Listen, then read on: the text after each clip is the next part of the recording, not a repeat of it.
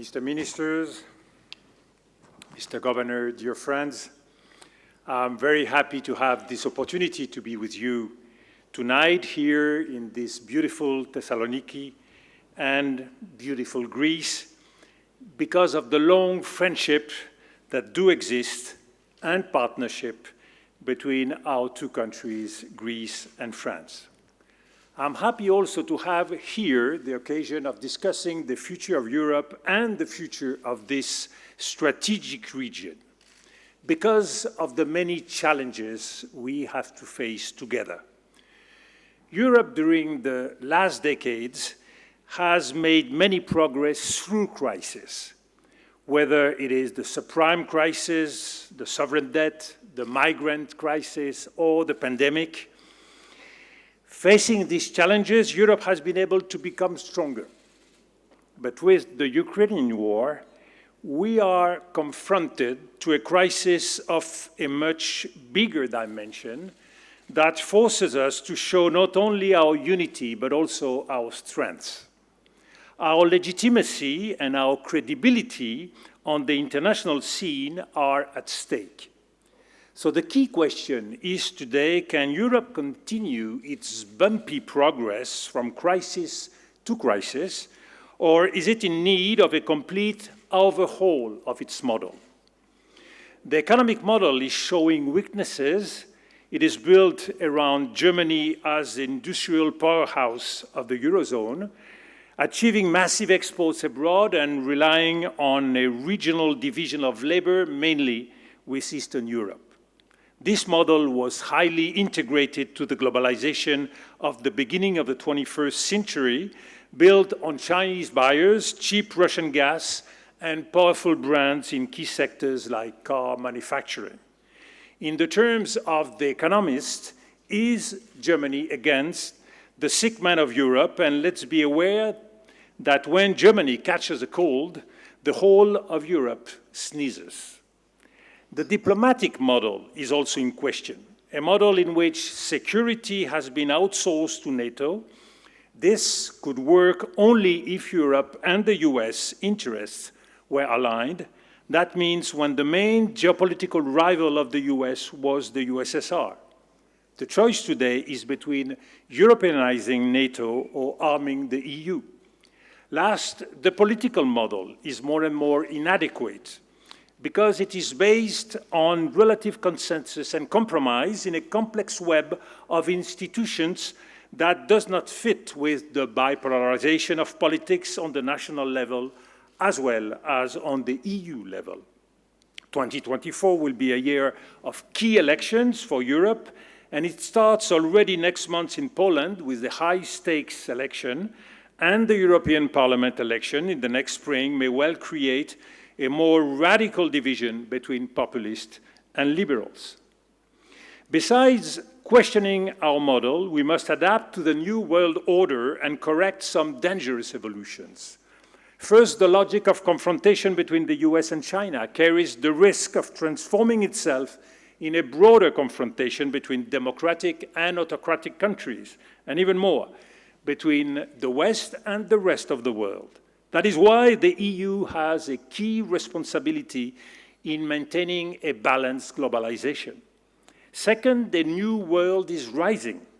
As we can see with the enlargement of the BRICS from 5 countries to 11, representing half of the population of the world and 1/3 of the world GDP, far more than the G7.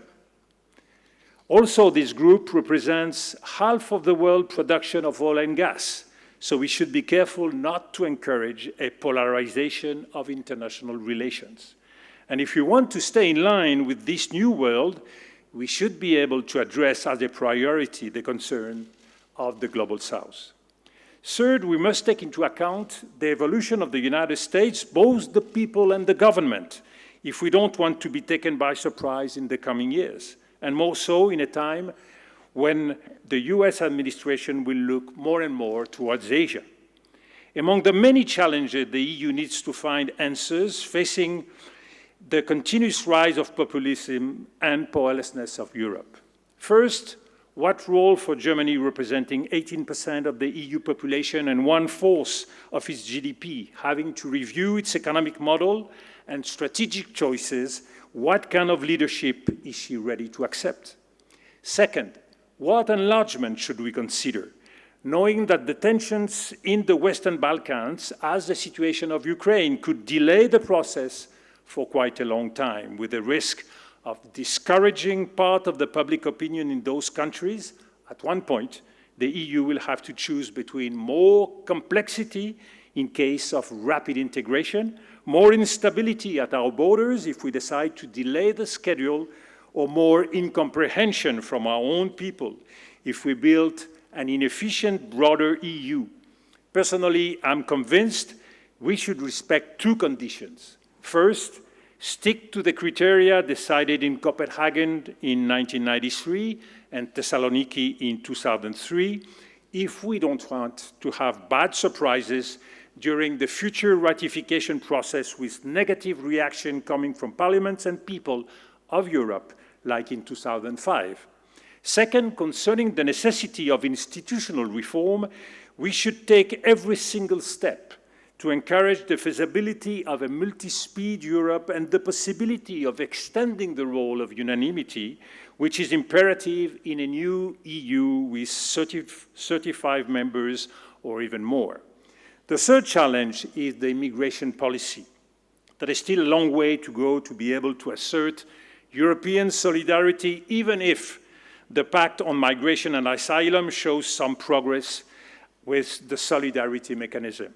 For sure, the EU should be more involved in the next years in facing the crisis of the Middle East and of Africa, if we want to moderate the number of refugees coming from these regions because of war, of climate change, or economic disturbances. Also, in terms of industrial investment, we should bet more on Africa to transfer in this region some of our delocalized productions. This would be beneficial for our competitiveness, for the fight against climate change, as well as creating jobs in the continent, contributing to stability. Last and important challenge, the situation at the border of Europe in Eastern Mediterranean and the Balkans, which are of great concerns for all of us. The relation with Turkey has gone through ups and downs since the 70s, with the crisis of 1987, 1996, 2019, 2020, leading to arms race and a strategy of alliances, Libya, Turkey facing Greece, Egypt, Israel, Cyprus. Not to speak about the litigations in the Asian Sea on territorial waters, the exclusive economic zones, and energy resources. I'm happy to see some signs of appeasement with the solidarity expressed after the earthquake at the beginning of the year and the general elections in Turkey. My hope is that President Erdogan will understand in the new European context that it is his own interest, while facing big economic and financial difficulties, to go back to the good neighbor policy of 2012-2014 with zero enemy. But of course, that will put more pressure on the question of Turkey's candidacy to the EU. Concerning East Mediterranean, it concentrates many international and regional tensions. Because of migrants and refugees, because of political, territorial, or maritime disputes over the exclusive economic zone, the new gas discoveries have increased those tensions and hopes, relying on gas diplomacy that have not yet been confirmed. But nevertheless, the region offers many perspectives in advancing the energy transition, which is a strong commitment of the EU to reach neutrality deadline of carbon emissions in 2050. Two factors could bring hope coming from the region: the expansion of renewable energy and the development of the cross-border electricity interconnections that could lead to more regional cooperation and a de-escalation of conflicts. Last, about the Balkans. There are, in my mind, two main subjects of worries: the border tensions and the issue of ethnic and religious minorities, like between Serbia and Bosnia, or Serbia and Kosovo. Not to mention the growing foreign influence of Turkey, China, Russia or the EAU in the region. I believe EU as a whole, but also Germany and France, should invest more time and energy with Greece in dealing with the situation of this region. In all these areas, it is important for Greece to continue developing its influence at every level: international, with the US, EU, China, Russia; regional, in relation with EU countries and the Middle East, as well as the bilateral level with regional actors. In this context, what role will play the European political community, which is a way to open arms to most of the countries in the region? What would it be its role in the coming years? Would it help to ease tensions with neighbors, or at the contrary, would it increase frustrations? This is something that we should see in the coming years. Thank you very much.